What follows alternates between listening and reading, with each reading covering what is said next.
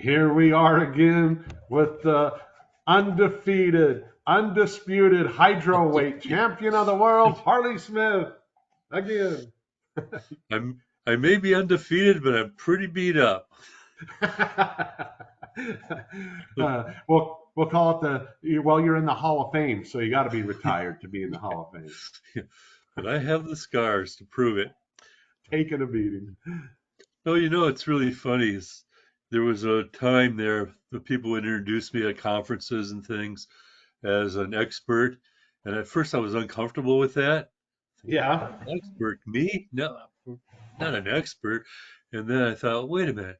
Yeah, an expert is someone that's made all the rookie mistakes and lived to talk about it. So early in my career, I learned by trial and error, and then later in my career, I learned by trial and success. But so that's what makes you an expert. It's not some kind of superiority, you know. Yeah. But I anyway, like to tell some of our customers, some of our farming customers or ag customers, they want to do things better. They want to learn more. And I tell them the best way is just to be outstanding in your field. Outstanding. And they're like, what? And I'm like, no, separate that. Be outstanding in your field. Get out there, walk through the field, smell the soil, feel the plants, be outstanding in your field. That is one way to get better. yeah, And the same applies for any type of grower. yeah. I think, yeah, and stay curious. You know, if you use something that works, we talk about kelp, right? I mean, we Yeah, know how great kelp is, but really, have you done experiments as a seed soak? Well, what's the lowest amount you could add, or how long should you soak them? We know some of that by practice, but uh, if you always have the question, you can always set up a little side by side, try it three ways, absolutely.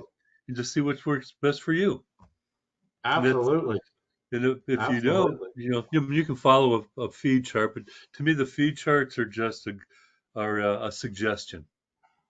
We know this is safe, but that doesn't mean it's the answer for everything. You know, That's be right. curious, prove it to yourself, and then move on with confidence. That's right. That's right.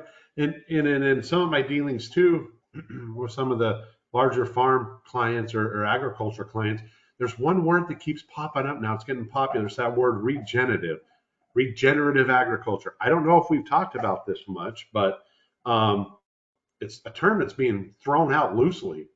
And when you talk to some people, some farms or ag people, they say that, well, I want to become regenerative or more regenerative. And I ask the question, okay, how are you going to do that? Well, I want to start brewing some compost tea. And then I want to, maybe I'll do a cover crop or something like that. I'm like, okay, that's a good way to start. That's a good way to start. And what's your crop cycle? Well, corn and beans. All right. Well, you're doing corn and beans. What are you doing for that? Well, we use the Roundup Ready corn, so we spray the Roundup 2 times a year, but we want to be regenerative. And yeah, they want to be regenerative. And you know what? Back in the day, everybody was regenerative. You had to be. When you were, to farm without nitrogen or you can't bring inputs. The before there were inputs, everybody was regenerative.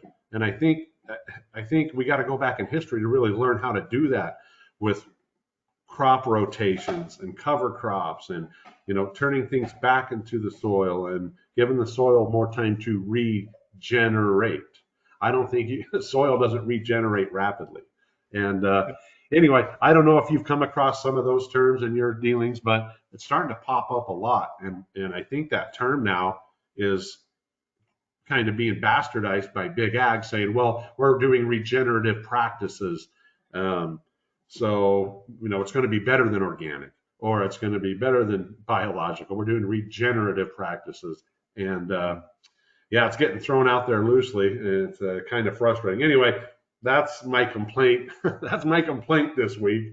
I don't know. I went on a little rant there, but a lot of things we talk about are principles and proper balance of nutrients and stuff like that. It's not necessarily regenerative, but we're giving our plants the best chance to succeed with the highest mineral content, and the highest sugars. And I think we should start there and then work on the regenerative over time. Anyway, that's just my opinion. No, Woo. no. Yeah, I follow you. I follow you there. When I think, it's like, like you say, some of these terms are kind of ambiguous and they're used in different contexts. And after a while, it gets a little confusing.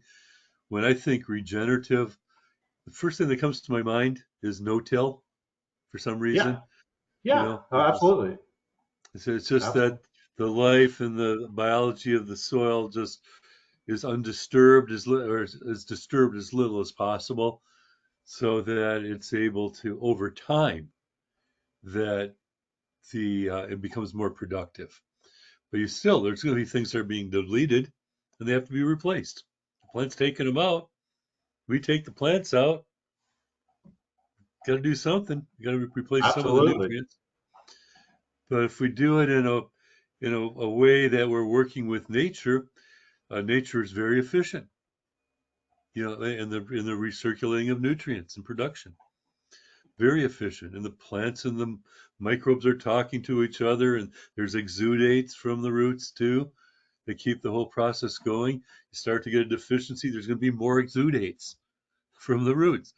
In some ways, that's not good. Other ways, it's actually going to feed the microbes that are going to unlock the nutrients.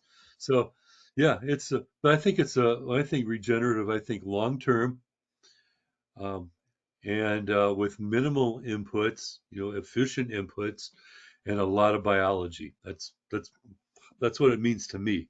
I don't know if that's right, but that's what it means to me. No, you're on the right track. You're on the right track. I went to a conference one time, and one of my good friends, Gary Zimmer, was giving a talk, and he's been doing this for a long time in Wisconsin. Very well known and very very smart guy, and he's learned a lot of these practices by trial and error, just like what we talk about. And Hmm. I remember this a part of his presentation. He planted a cover crop in a field, and he's going to turn the field over green. He's going to cut the top and then turn it over and just keep everything back in the ground. So he did a certain amount of square foot. He pulled the cover crop up. I don't know. Let's say it was 2 square feet or 1 square foot, and he washed all the soil off, got it really clean, send it to sent it to a lab to get a fertilizer analysis done on it. And so, because he wanted to know if he turned it back in over time, what kind of nutrients was he replacing into the soil? Yeah. And it was incredible how the results came back. Um, if you take that square footage and extrapolate it out over his farm, he was putting on over 200, pounds of potassium back in the soil. He was putting over, 90 pounds of nitrogen back in the soil just from a cover crop. Yeah. And I think that's important to think about when we do regenerative. And for a lot of people, it's hard to grow things like that because you're not getting a crop. We need to get a crop to sell for the income. And so it takes time and it does take a commitment. But over time, it has proven that approach of extending your rotations out, doing cover crops, really pays for itself in what you have to bring into the farm. And he made a great point that he's an organic farm, and if he wanted to bring in potassium, he would have to bring in potassium sulfate. So let's Hmm. say if his soil called for 200 pounds of potassium, he would have to buy 400 pounds of potassium sulfate to achieve that 200-pound per acre mark. And he said, Hmm. no one wants to buy that much, and I don't have to because I'm using the cover crop. So he explained how he's saving money that way. Very smart gentleman. I love listening to him talk. He gets real excited, and uh, we learned a lot from him. Anyway, that's just an interesting story that made sense to me on this whole regenerative thing or cover crops. And so I Yeah. relayed that message to a lot of our outdoor growers that grow market gardens or things like that, and they do it in above ground beds or pots. And in the off season, we've had some, spread some seeds and grow clovers and ryegrass and uh, um, buckwheat and things like that, and then just cut the grass and let it lay and let it keep growing and cut the grass and then turn that back in and let that digest for the next planting. Been very successful. Mm-hmm. Yeah, a And lot of that's good. sugars we put back in the ground too. A lot of sugars and carbon. Feed the microbes. Yeah, Feed the whole system, the worms, the microbes, the you know, protozoa, the whole thing. right, right, right, Keep them right. all alive and healthy. Yeah, this is the idea of crop rotation is ancient. I mean, Yeah, we're talking. I mean, there's things in the Bible that described how to the best way to farm.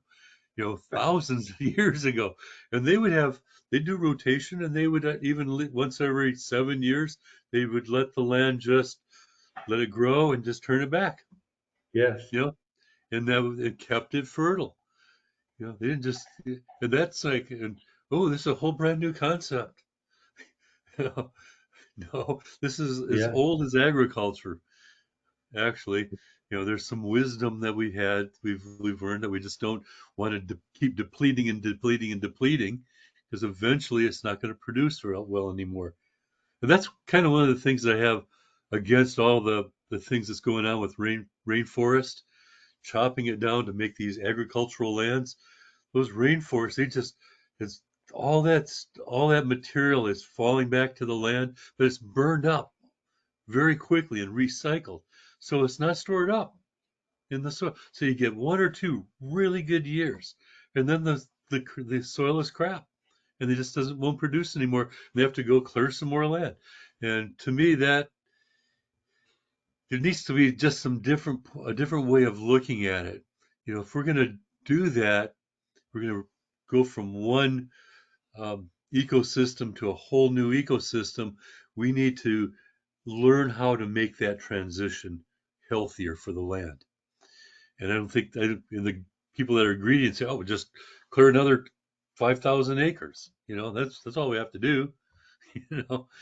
that's right, that's right. So, but And and I just thought of something, and if you look at in hydroponics and a lot of people that do that commercially, and let's say they do that commercially in cannabis, um, I mean, you can look at the fact that they're kind of regenerative too, keeping a mother plant going and keeping a mother plant alive and being. I mean, that takes up a very little room to be able to move into production, and so that's a good practice.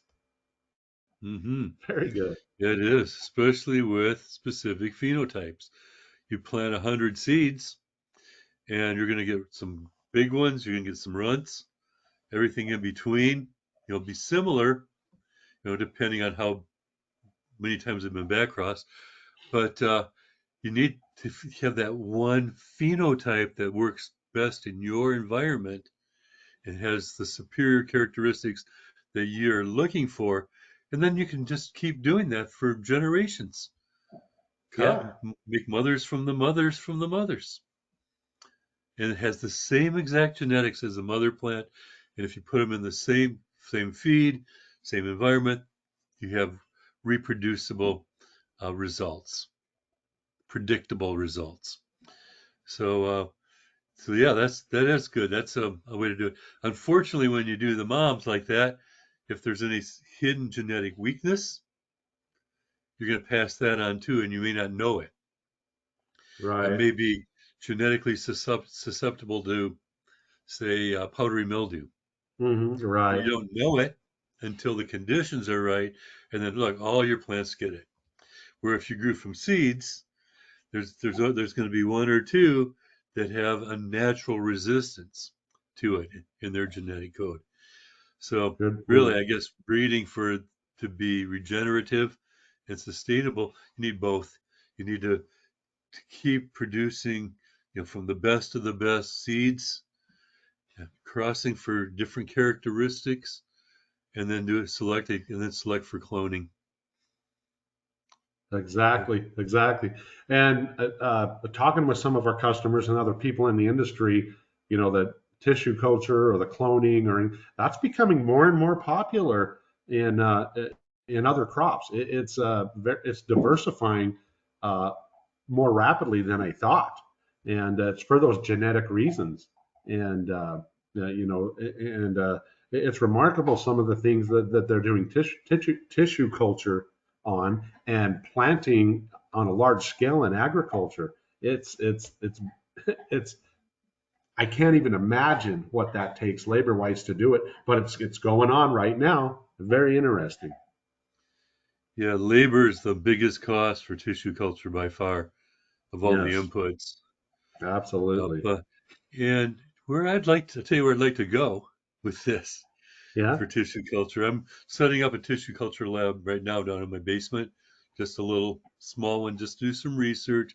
And there's some genetics that are classic that I'm fortunate to have from Oregon that go back literally decades, cuttings, and I want to Okay. preserve that.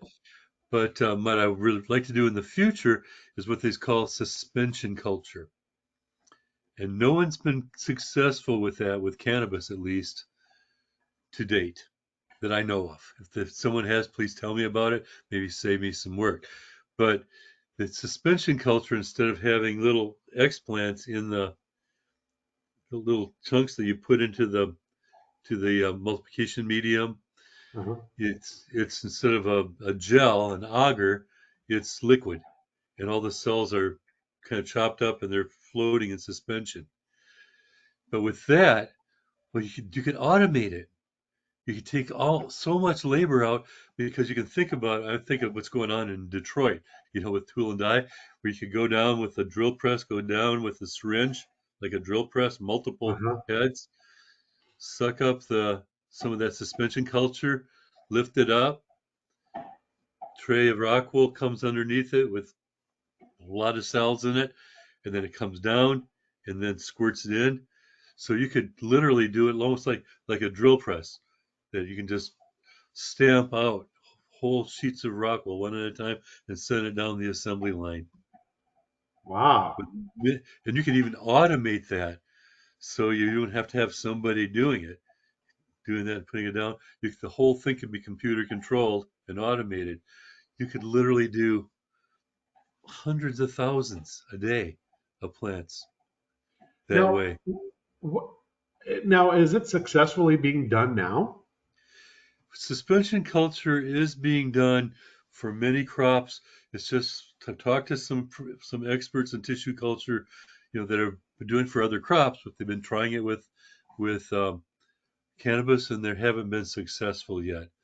So that's something when I'm working on this in my own little lab doing research, I want to see if I can find the right balance of hormones or whatever it is that will help the those cells to go become callus, undifferentiated callus, and then make the shoots and then make the roots. But at this point, I haven't heard heard success on that, and I don't know why. It seems like it should be just as Mhm. doable as they had for other crops. But so, and again, I'm retired now, and that's the next thing I do. I'm building that lab with the clean room for doing transfers, and I'm going to play around and see if I can get it. Maybe I'll be the first one to be able to make a system like that, but that'll change everything. If you think about it, I mean, you could literally do thousands. They go down the assembly line, and then as they get up, be transferred automatically into bigger pots, like with Wow. robots, and then go down into the different rooms and then harvest. It could be a whole circle of just continuous harvest So with very little labor. suspended tissue culture? Is that suspended? It's starting with suspension culture to remember every cell in a plant, I think you know this, every cell in the plant is what's called totipotent. In other words, one cell contains all the genetic information necessary to grow a whole new plant. So, yeah, you can take a little bit of a cutting with three nodes on it conventionally. You could take one node, which is usually how they do it in tissue culture. So you only have a little tiny piece of material to start with, or you could take just some cells from that node that you kind of chop up. You know, there's a way you do that without damaging them too much. So they just float in the nutrient solution. And then on that Wow. case, though, with suspension, and I have done it, where then you have to have like a shaker that moves back and forth to kind of move the stuff around, keep it in suspension, and also provide aeration, and that all the cells are being bathed in the nutrient properly, not just falling down to the bottom. So there are some steps there, but then if you just take any part of that with these one cell in it, theoretically, you Mm. should be able to grow new plants from it, or just one little. Maybe it's one little ampule of cells, and the ones that make it are the ones you keep. I don't know, but anyway, it's good. It's being done, and I do like it, um, but I haven't done it myself, and that's my goal. Oh, well, keep us updated. It sounds suspension. It sounds very suspenseful. So keep us updated. Yeah, and the biggest source of contamination in a grow room is us. We're Right. as careful as we are with aseptic technique. We're the ones that breathe it, or our skin cells fall in down, or whatever. Uh, but if we did it automated like that with machines with stainless steel, it would be sterile, Hmm. totally sterile, and there would be no hands-on, and then there'd be no vector for contamination Wow. of those Huh. cells. So Yeah, keep us updated on that. Yeah, they what a fun project for you. yeah, yeah, it would change everything in computer-controlled agriculture, at least, and it would provide lots of material for the field. That's Where right. you That's need right. you need Are hundreds the of Dutch thousands of doing it acres. now? Are the Dutch doing that now? Yeah, a lot of people have been doing that for years. I've visited tissue culture labs. I went to the first tissue culture lab I went to wasn't suspension culture, but it was in um, for potatoes, and it was here in Michigan, and it was a nursery that they had with tissue culture lab, and they were growing in a positive pressure greenhouse. Hmm. So when you open the door, air would come out instead of air being brought in. And they were producing certified virus-free stock for the farmers to plant. There's no, because fungi can be transmitted and cause a lot of losses, different kind of fungi. Hmm. So these were clean. And it was for Frito-Lay. They were growing the plants in hydroponics, very controlled conditions. They were using chillers. The water temperature was perfect. So what they would do too, after they started with tissue culture, where they're growing in the greenhouse, they'd open up the skirt, you know, because the water was flowing on the potatoes. They open it up, and all those tubers are just sitting there, and they harvest those, and that's the seed Yeah. for the farmers to plant, and without disturbing or killing the plant. So then they close up the curtain again, the skirt again, and when you harvest the tubers, it stimulates the plant to make more tubers.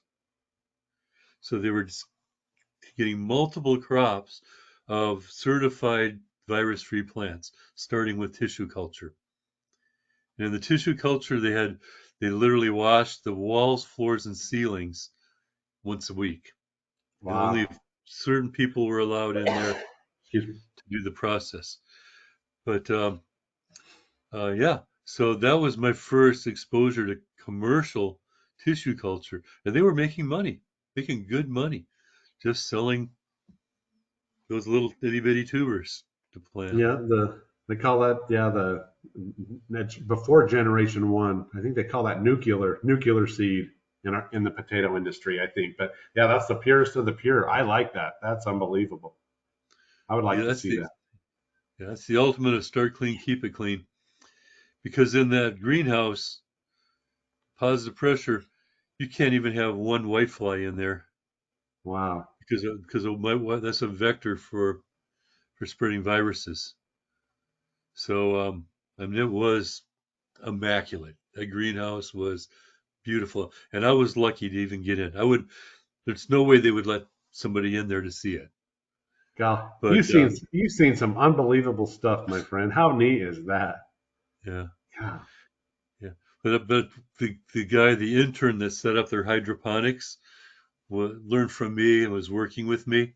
So he got me in the back door after hours one time All right. to be able to see it. What an experience. Thanks for sharing that. And you know what? I'm going to have to run. I got to head to work, darn it. That's okay. We'll save some for next week. Yeah, Oh, this was fun. that's Another good true. talk. That is true. See, work always interferes with what I like to do. Yeah, well, I thank you so much for this opportunity, Brandon, because I'd like to do it too. This Okay, you bet. actually I actually look forward to having these podcasts with you every week. Oh Oh, boy, it's tomorrow. I wonder what we're going to talk about. It would be nice yeah, once in a while that we kind of give a day's notice, but uh, we have enough experience between us. There's a lot of we can draw from a lot of stories from the yeah, past. and it's fun. Yeah, it is fun. Yeah, and just share that with people, and hopefully they benefit from it. And if they Mhm. do or they don't, I know I sure do. And so I appreciate you taking the time.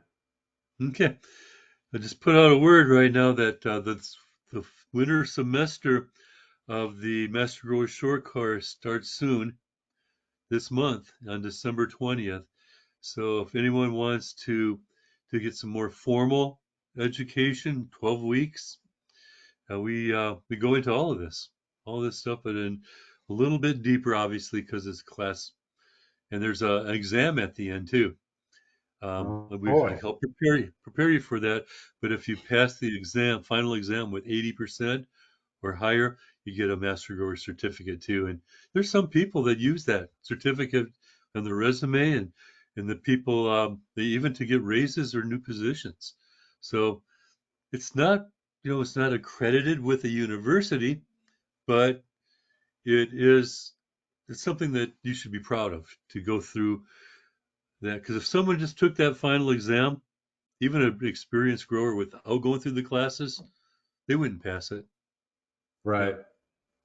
Yeah, because there's they just might not they might know what to do, but they don't know how it works. So anyway, just please spread the word. Tell your friends if you see this. Sign up. I'd love to have you in class. Okay, yeah, yeah. Don't miss that. Send us the info, and we'll include it in our newsletter that goes out to all of our registered Kelp4Less subscribers at kelp4less.com. And it's a pretty again. We have a lot of subscribers to that, so we'll attach that to one of our emails and send it out. So get us that info. Thank you very much, Brandon. I'll see you next week. Have a good one. Okay, you too. See ya.